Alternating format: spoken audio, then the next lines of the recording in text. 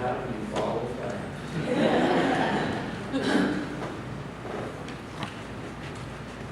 I appreciate you giving me time to pray this morning back there. I had a real simple prayer. I didn't want to try, really test. So I said, please let me get up those 3 steps. Secondly, help me not make a fool out of myself.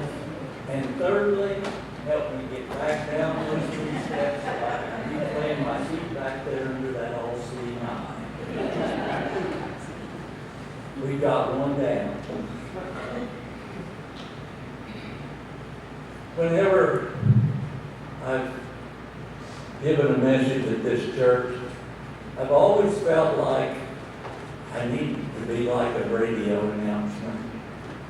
There are radio announcements where the station will say, the opinions expressed are not those of the station and or the management. Well, these are just mine. I'm also reminded of a couple of stories about Jesus. He visited a town not far from his hometown, and the people said, hey, isn't that guy that lived over there in that other town? What's he doing here? And then, later on, he went back home. And what did they do?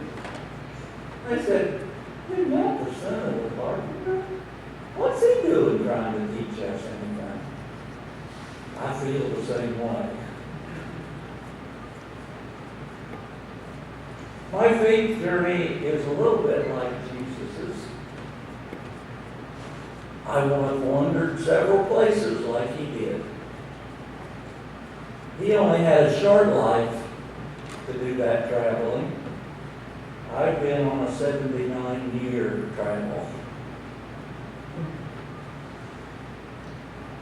As I relate the happenings along the way that have formed my faith, I hope you can see the things that I talk about, how they, as well as church, has formed my journey. I was born in Indianapolis, Indiana, 2 blocks away from a Moravian church. Some of you probably never heard of one, but there are 2 of them in Indiana. My mother, her mother, and her sister all attended that church. So I grew up hearing lots of stories about their happy experiences in a Moravian church. When I was 2, my father had disappeared, and so my mother and I moved in with her folks, and they lived just across the street from that Moravian church. The earliest picture I can remember of me is standing by the side of that Moravian church. So church has been a part of my life, although I didn't really realize it at that age. But when I was going into the 3rd grade, my mother became very ill. And so I had a little brother, and so I went to live with that aunt that had attended that Moravian church and her husband. Well, they went to a Christian church in Lisbon, Indiana, and I went every Sunday. Now, I didn't even know it was a Christian church then, but I looked up and it is a disciples church now. I don't know whether it was then or not. That was a long time ago. My family moved around a lot, and we sporadically attended a Methodist church. My father, the stepfather, had been a Methodist, and we didn't really attend real often. Well, finally got my driver's license. And you probably wonder how in the world does that play into my faith journey. Well, there were 4 of us guys that had driver's license, and we started doing the cruising in the big town of Spencer. We would drive from the root beer stand on this end, which was a walk up to the window kind, to the Frosty on the other end of town, which was a walk up to the window kind, drive around the building, honk and we didn't do that. But there was one problem. One of the 4 of us that was doing this, his dad insisted that he go to church every Sunday night before he could go cruising. Well, we didn't really care for that, but this 4th person kept inviting us to go to church with him. And none of us were real keen on that, but we finally gave in, and we went. Well, it was a little country church, and all the young people, and that wasn't many, sat in the front corner up there, and there was a piano over there, and these young people sang. Now, if you can imagine, there was probably 8 or 10 of us, and that's 4 boys with about half of the group. And if you can imagine 4 guys that their voices are changing, and no practice, no choir director, no nothing, and the preacher's wife pounding on an out-of-tune piano, and we're singing at the top of our voices. Now, if Judy had been there, I know she covered up her ears and probably laughed. But that's where I learned to love church music. I can't sing today, but I still love it.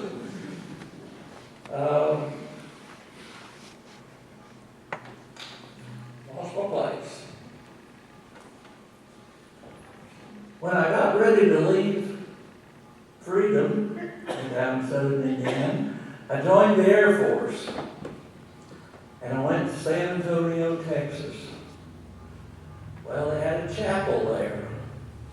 And I was kind of amazed by the chapels in the military. It's a single building.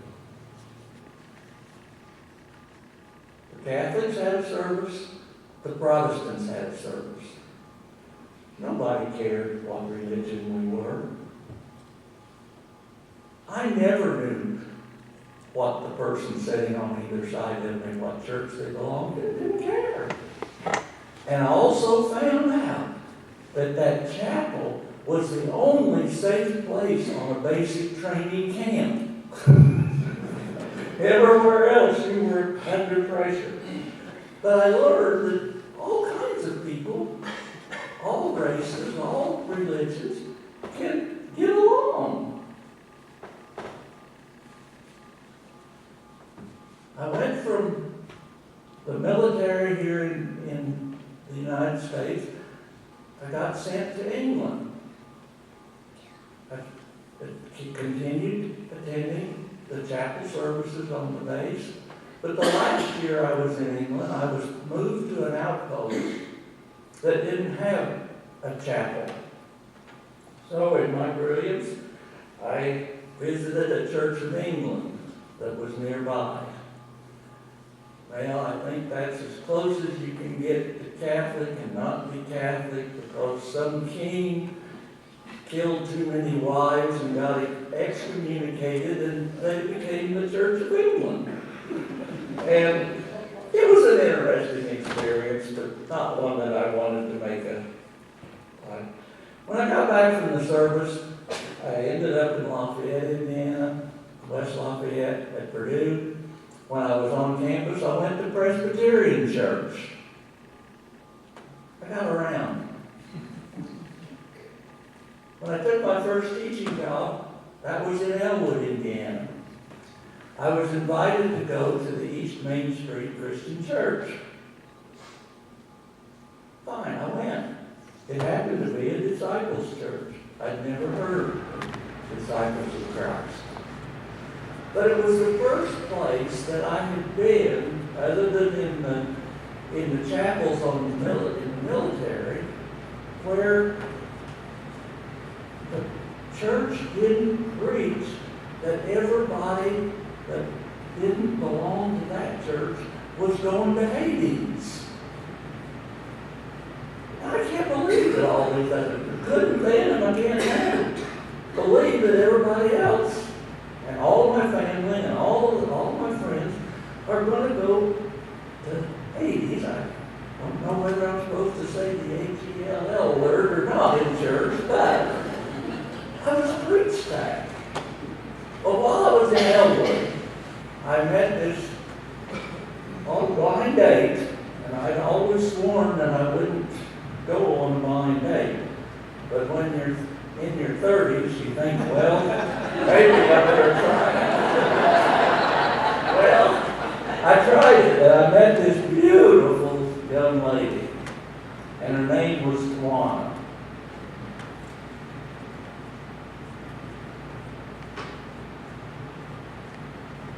It turned out to be a problem. Tawana was a member of the very, very, very conservative Church of Christ. No pianos, no this, no that. Never heard so many no's in all my life. And every time I went with her, I was told that I and lots of people I knew were headed, you know where? Because we didn't belong to the Church of Christ. I had finally, after finding the Disciples Church in Elwood, had decided that was the place for me, and I made my confession there and was baptized by immersion. Now, that's what was right for me. I have no problem with what other people believe is the right way. I honor their thing. That just happened to be the right thing for me. And I still believe it's the right thing for me. It doesn't have to be for everybody.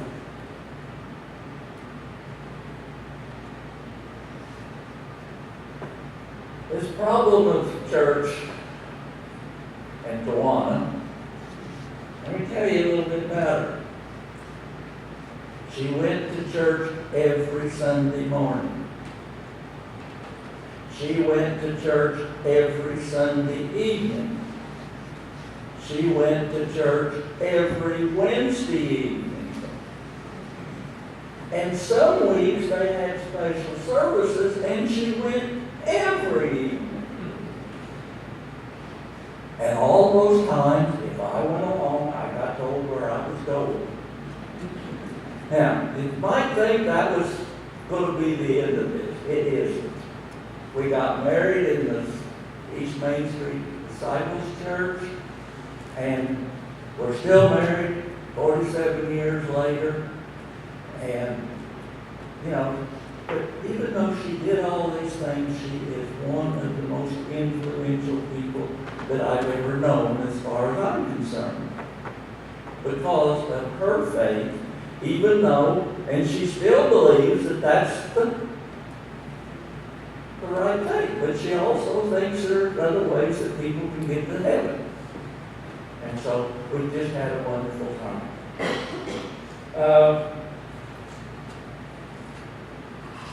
Now, she's in a nursing home. And you heard in the scripture where people are sick, you go visit them. You know, if people are hungry, you take them food or you give them food. And there's a list of things that you do. But I want to point out, and I want you to feel good when you do those things, but I want you to remember what the next set of verses are. the next set of verses are where the people saw these same kinds of conditions, but they didn't do anything. And in both groups, they were told that they either did it or they didn't do it to Christ. That's pretty powerful. If you do something for another person, you're doing it also for Christ. And if you don't, you're also not doing it for Christ. And do we really want to ignore Christ? Pretty tough question.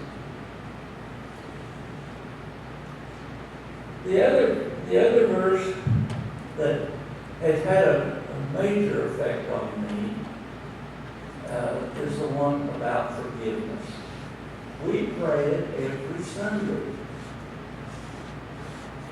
But do we really stop and think about what we're saying? We don't just ask God to forgive us. We make an agreement with God that we want Him to forgive us the same way we forgive other people. We don't ask for a blanket forgiveness. I don't know a tougher thing in religion than to forgive people. It's tough. But that prayer says, and we pray it every Sunday morning, if you want to be forgiven, you got to forgive others, because that's the standard God is going to use to forgive you. It's a tough one. Sometimes we pray just like it's, oh, forgive me, God. But there's another part. The same way I forgive others. And that is a tough one.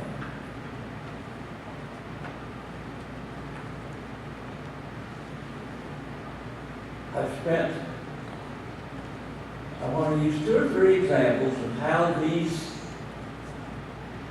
scripture lessons and my background have manifested itself in my life.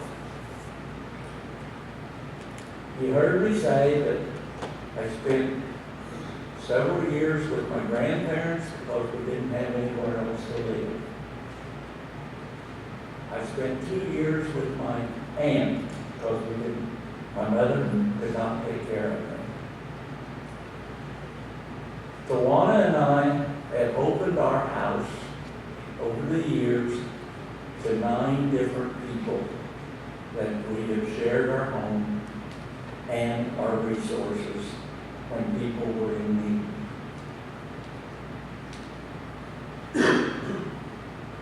When it comes to visiting the sick, I didn't do it much before, but I do it a lot now. I go to the nursing home almost every day. I have become in contact with the outside world with, I don't know, 8 or 10 women.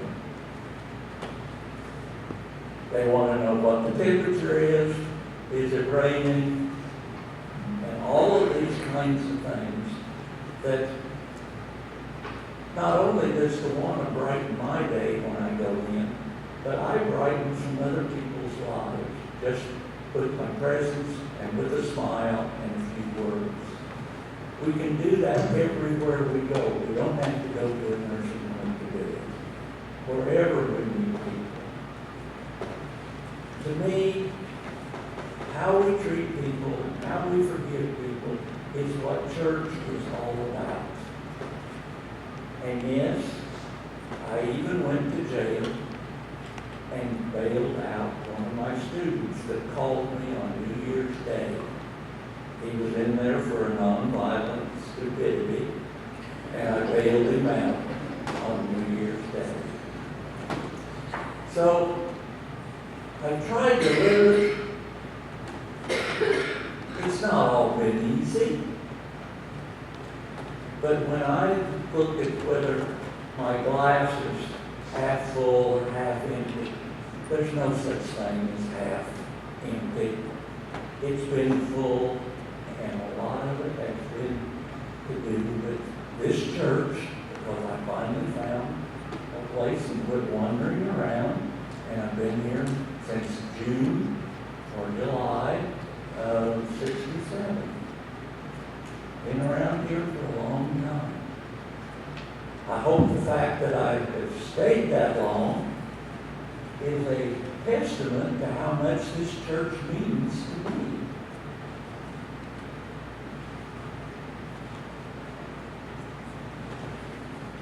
So, church is all about how we deal with one another for me.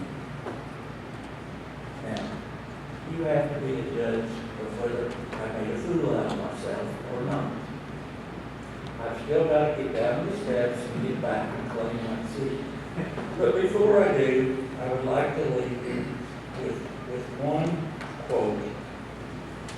I want to be sure I quote it correctly since it's a quote. If I can find the right page.